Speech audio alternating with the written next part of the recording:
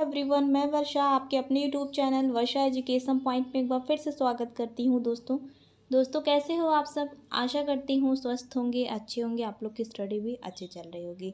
तो दोस्तों आज की क्लास में हम लोग भाषा विज्ञान, ठीक है, भाषा विज्ञान में महत्वपूर्ण जो भी प्रश्न बनते हैं, अब वो बोलियों से संबंधित हो या फिर हिंदी भाषा के विकास का क्रम, जैसा कि हम लोग का ये पहला प्रश्न आप लोग देख रहे हैं।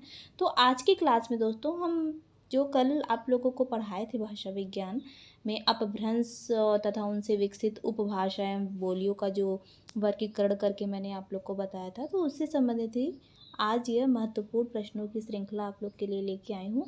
और इम्पॉर्टेंट प्रश्न, ठीक है, जो भी मुझे एग्ज़ाम के पॉइंट ऑफ व्यू से इम्पॉर्टेंट लग रहा था।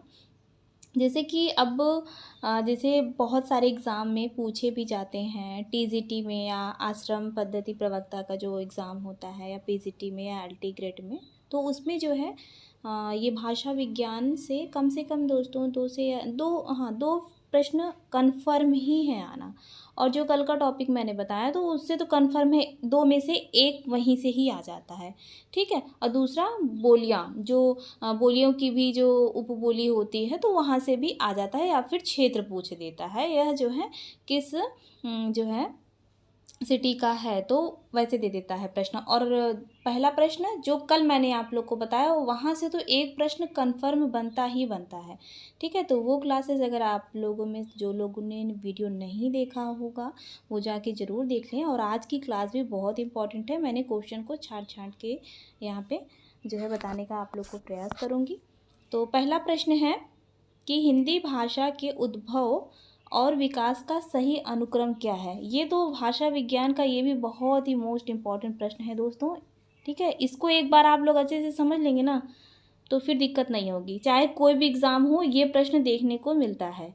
अब थोड़ा सा अपना पैटर्न बदल देते हैं। अभी इसमें ये प्रश्न इसलिए मैं यहाँ पे लेके आई हूँ ना, अब ये अगर ये प्रश्न आप अच्छे से सॉल्व कर लेंगे तो ये मान के चलिए कि इससे छोटा छोटा भी दे देगा ना तो आराम से कर लेंगे। इसलिए आज की क्लास बहुत इंपॉर्टेंट होने वाली है, हम छाट के इम्पॉर्टेंट प्रश्न ही लिए हैं, ठीक है।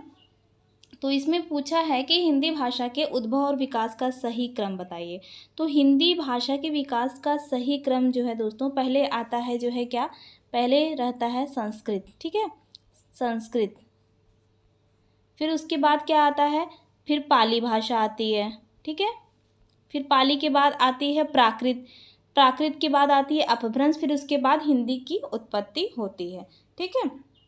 वैसे अगर प्रश्न पूछे कि हिंदी की मूल उत्पत्ति तो आपको सौरसेनी अपभ्रंश बताना है, ठीक है। लेकिन अगर हिंदी का पूर्ववर्ती रूप पूछ देगा तो अपभ्रंश, वो भी अपभ्रंश में कौन सा, सौरसेनी अपभ्रंश, ठीक है। ये आप लोगों को याद रखना है। तो इस प्रश्न में क्या जो है पूछा कि हिंदी भाषा के विकास का क्रम बताइए, ठीक है, कि पहले कौन सी भाषा का विकास हुआ, फिर दूसरे नंबर पे कौन से। तो देखिए इधर देखिए, पहले आप लोग संस्कृत भाषा का जो है दोस्तों पहले हुआ, ठीक है। उसके बाद जो है पाली भाषा। तो अब यहाँ पे देख लेते हैं संस्कृत और पाली से, देखिए ये मिल गया, ये वाला ऑप्शन मिल गया दोनों, इसका मतलब है कि बी नहीं होगा और डी नहीं होगा, ठीक है। पाली के बाद जो है दोस्तों प्राकृत भाषा का उद्भव होता है, ठीक है। अभी देखिए यहाँ भी ये देखिए दो ऑप्शन जो है ऐसा दे ही देता है कि कन्फ्यूजन क्रिएट करने वाला, इसलिए पूरा जो है सीक्वेंस से लास्ट तक याद रखना है हम लोग को। सबसे पहले संस्कृत भाषा जो है का विकास हुआ, फिर उसके बाद पाली भाषा, फिर प्राकृतिक, फिर उसके बाद जो है दोस्तों अपभ्रंश, फिर सौरसेनी, फिर है पश्चिमी हिंदी, फिर खड़ी बोली, ठीक है। तो इस प्रकार से जो है दोस्तों पहला वाला ऑप्शन जो है सही हो जाएगा, ठीक है। बस थोड़ा सा समझने का वो है दोस्तों, ज़्यादा नहीं, बस थोड़ा सा समझने का है, ठीक है।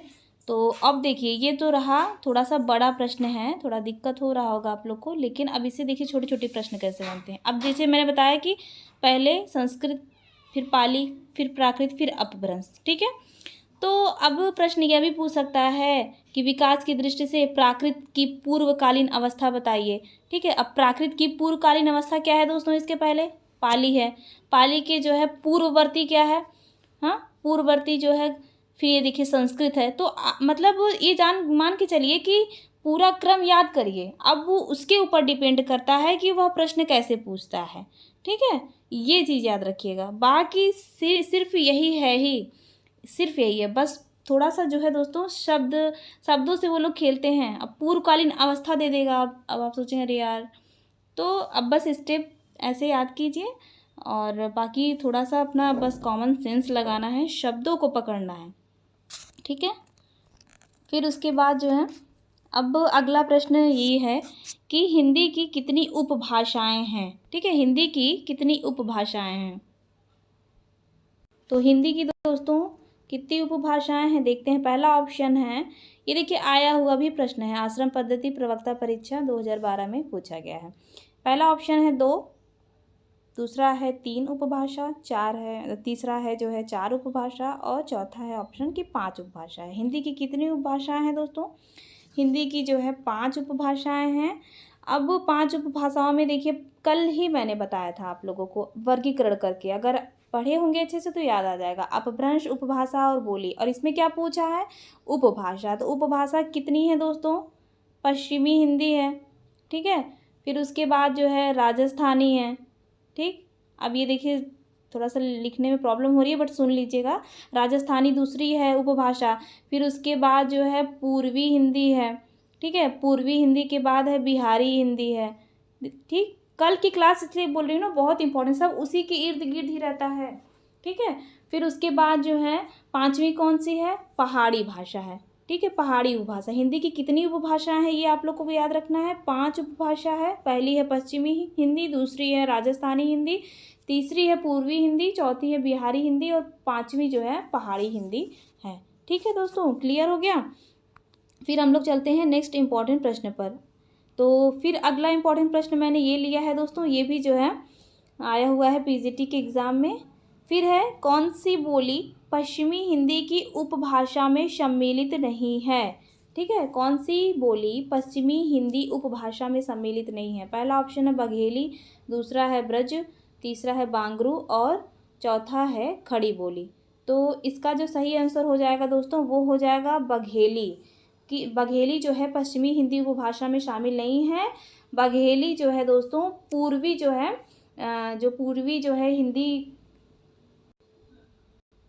पूर्वी जो हिंदी उपभाषा है उसके अंतर्गत शामिल है। पूर्वी हिंदी में कितनी बोलियां हैं कुल, पूर्वी हिंदी में जो है 3 बोलियां थी दोस्तों, अवधी, बघेली और छत्तीसगढ़ी, ठीक है।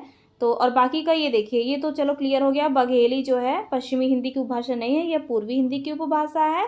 बाकी के बचे ब्रज और खड़ी बोली और ये बांगरू, ये जो है पश्चिमी हिंदी की उपभाषा है। अब इसके अलावा भी ब्रज, खड़ी बोली, बांगरू के अलावा भी कई भाषाएं हैं दोस्तों, जैसे कि हरियाणवी की, जैसे आप लोग याद रखिएगा, हरियाणवी आए या फिर बांगरू आए एक ही है, ठीक है। बुंदेली है, कन्नौजी है, ठीक है।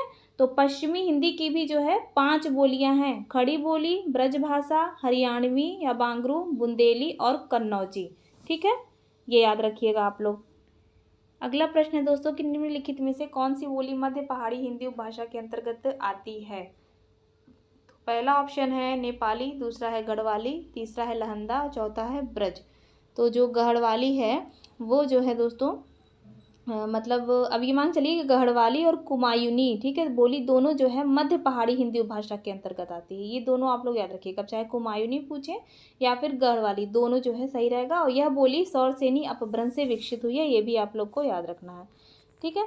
फिर अगला है प्रश्न कि हरियाणवी या बांगरू बोली किस अपभ्रंश से विकसित हुई है। ये भी पीजीटी के एग्जाम में पूछा गया है कि हरियाणवी या बांगरू बोली किस अपभ्रंश से विकसित हुई है। पहला ऑप्शन है पश्चिमोत्तरी सौरसेनी अपभ्रंश, दूसरा है अर्धमागधी, तीसरा है नागर अपभ्रंश और चौथा है मागधी। तो इसका जो सही आंसर हो जाएगा दोस्तों, कल मैंने बताया था आप लोगों को, कल की ही क्लास में, पहला ऑप्शन जो है दोस्तों सही हो जाएगा पश्चिमोत्तरी सौरसेनी अपभ्रंश, ठीक है। पश्चिमोत्तरी सौरसेनी अपभ्रंश इसका सही आंसर हो जाएगा, ठीक है। फिर अगला प्रश्न है कि भोजपुरी बोली की उत्पत्ति हुई है। भोजपुरी बोली की उत्पत्ति किस अपभ्रंश से हुई है। पहला ऑप्शन है अर्धमागधी अपभ्रंश, दूसरा है मागधी अपभ्रंश से, तीसरा है सौरसेनी अपभ्रंश और चौथा है ब्राह्मण अपभ्रंश से। तो इसका जो सही आंसर हो जाएगा दोस्तों वो हो जाएगा मागधी अपभ्रंश से भोजपुरी बोली की उत्पत्ति हुई है, ठीक है। अब देखिए मागधी अपभ्रंश है, मागधी अपभ्रंश में कितनी उपभाषा मैंने बताई थी आप लोगों को, 4 उपभाषा, बिहारी, बंगला, उड़िया और असमिया। और बिहारी के अंतर्गत 3 बोलियां थी, भोजपुरी, मगही, मैथिली। ठीक है, एकदम जो जो मैंने दोस्तों आप लोगों को कल का क्लास बताया है उसको पूरा अच्छे से 2-3 बार रिवीजन कर लीजिए। ठीक है, अगला प्रश्न है कि आधुनिक आर्य भाषाओं के वर्गीकरण के अनुसार पूर्वी समुदाय की भाषा नहीं है। तो देखते हैं हम लोग, पहला ऑप्शन है उड़िया, दूसरा है मराठी, तीसरा है असमिया और चौथा है बांग्ला। तो इसका सही आंसर हो जाएगा दोस्तों मराठी। आधुनिक आर्य भाषाओं के वर्गीकरण के अनुसार पूर्वी समुदाय की भाषा मराठी नहीं है, यह महाराष्ट्रीय अपभ्रंश की भाषा है। ठीक है, और शेष भाषाओं की जो उत्पत्ति है बाकी उड़िया, असमिया, बंगला, वो सब मागधी अपभ्रंश से हुआ है। क्लियर। फिर अगला प्रश्न है कि हिंदी में अधिकांश शब्द किस भाषा से आए हैं। अच्छा प्रश्न है, ये भी पूछा हुआ है केवीएस के एग्जाम में। तो हिंदी में अधिकांश शब्द किस भाषा से आए हुए हैं। पहला ऑप्शन है संस्कृत, दूसरा है फारसी, फारसी से तो आएंगे नहीं, तो इजी प्रश्न है तो ऑप्शन पढ़ने की जरूरत नहीं है, संस्कृत इसका सही आंसर हो जाएगा। ठीक है, अब अगला प्रश्न है कि हिंदी का संबंध किस भाषा परिवार से है। मोस्ट इंपॉर्टेंट प्रश्न है। पहला है भारोपीय, दूसरा है द्रविड़, तीसरा है यूराल अल्ताई और चौथा है चीनी तिब्बती। तो इसका सही आंसर हो जाएगा दोस्तों भारोपीय भाषा से हुआ है। ठीक है, वैसे तो आप लोग को पता है कि हिंदी की आदि जननी संस्कृत है। ठीक है, और संस्कृत जो है पाली प्राकृत भाषा से हुई है। तो ऐसे पहुँचते पहुँचते हिंदी भाषा का विकास हुआ है। ठीक है, अब अगला प्रश्न है कि सिंधी का संबंध किससे हुआ है। सिंधी भाषा का संबंध किससे है। पहला ऑप्शन है पैशाची, दूसरा है ब्राचर, तीसरा है मगही और चौथा ऑप्शन है सौरसेनी। तो सिंधी भाषा का जो संबंध है दोस्तों वो है ब्राचर से।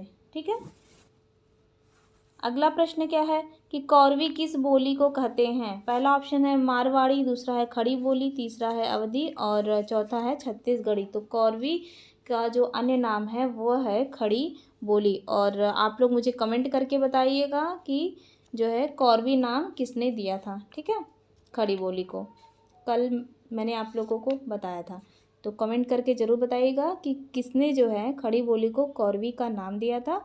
अब कौरवी का नाम खड़ी बोली तो है ही अन्य नाम में, और सरहिंदी भी है और हिंदुस्तानी भी है, ये याद रखिएगा तीनों। अगला प्रश्न है कि सही युग्म को चुनिए। सही युग्म को इसमें जो है चुनना, तो देखते हैं इसमें। पहला ऑप्शन है पश्चिमी हिंदी खड़ी बोली, तो सबसे पहले यही सही हो जाता है दोस्तों। ठीक है, पश्चिमी हिंदी जो उपभाषा है उसकी ये बोली है खड़ी बोली। अब बिहारी हिंदी मारवाड़ी दे दिया हुआ है। ठीक है, मारवाड़ी ये है नहीं, मारवाड़ी तो नाम से स्पष्ट है कि राजस्थानी उपभाषा का है। तो बिहारी हिंदी जो है किसका है दोस्तों, ये मागधी अपभ्रंश से विकसित हुआ है। फिर अगला है ऑप्शन क्या है कि पूर्वी हिंदी गढ़वाली, ये तो जो है पहाड़ी अपभ्रंश का है। फिर अगला है पहाड़ी हिंदी बघेली, ये जो है पूर्वी हिंदी। तो इसमें पूछा क्या है कि सही युग्म, तो सही ऑप्शन 1 जो है हो जाएगा। ठीक है, अगला प्रश्न है कि गैल भैल, अब ये थोड़ा सा भोजपुरी है, अब मैंने बोल भी दिया। तो 17वां प्रश्न है कि गैल भैल आदि किस बोली की किस तरह की क्रियाएं हैं। पहला ऑप्शन है भोजपुरी भूतकाली, दूसरा है अवधि वर्तमान कालिक, तीसरा है ब्रजभाषा भूतकालिक और चौथा ऑप्शन है बुंदेली भविष्यकालिक। तो ये तो गैल भैल ये सब जो है भोजपुरी में बोला जाता है। तो ठीक है, आज की क्लास यही समाप्त करते हैं दोस्तों। एक बार आप लोग फिर से भाषा विज्ञान का जो ये टॉपिक है आप लोग अच्छे से रिवाइज कर लीजिएगा, साथ में आज की क्लास भी अच्छे से एक बार देख लीजिएगा। ठीक है, तो आज की क्लास यही समाप्त करते हैं दोस्तों। लाइक ज़रूर कीजिएगा, क्लास कैसी लगी तो कमेंट करके ज़रूर बताइएगा। तब तक के लिए धन्यवाद।